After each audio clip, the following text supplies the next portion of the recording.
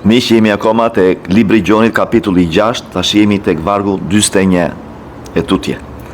Atëherë judejt filluan të murmuritnin kundër Jezusit, se kishte thënë, unë jam buka që zbriti prej qiellit. Ata thoshin, a nuk është ky Jezusi, i biri Jozefit, të cilit ja njohim t'jatin, e njohim edhe të emën, si da thënë kanë tani, unë kam zbritur prej qiellit.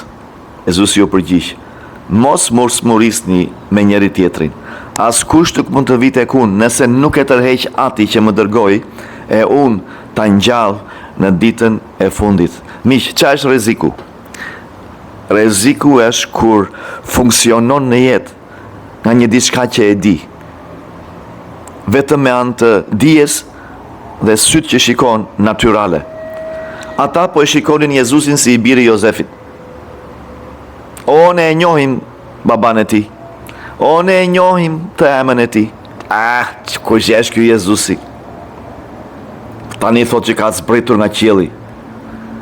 Ata që e pan Jezusin në atë lloj mënyre nuk mund të merrnin asnjë lloj fitimi nga Jezusi.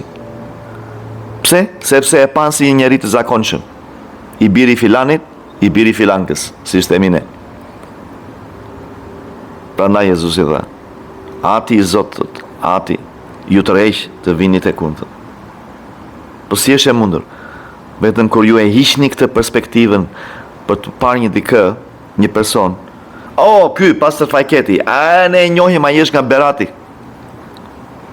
Po të vini në një nga mbledhjet e mia, asnjë s'do shërohet. Po të mendoni ashtu. Pse? Edhe Jezusi kur vajti në vendlinjen e vet, nuk bëri dot mrekulli të mëdha sepse njerëzit nuk bezonin. Prandaj ju lutem për ju, që Perëndia, Shpirti i Shenjtë ju hapi syt, shikoni gjërat nga perspektive qiellit, nga perspektive Perëndis, jo nga perspektiva toksore. Në qoftë se doni mrekulli, në qoftë se doni gjëra të mbi natyrshme të ndodhin, kur shikoni njeriu e Zotin, ose njeriu që ka zgjedhur Zoti, ju i shikoni ata me sy tjetër. I lutem Zotit për juve, t'ju japi sy shpirtëror, t'ju japi vesh shpirtëror në çdo moment, në emrin e Jezusit. Amen.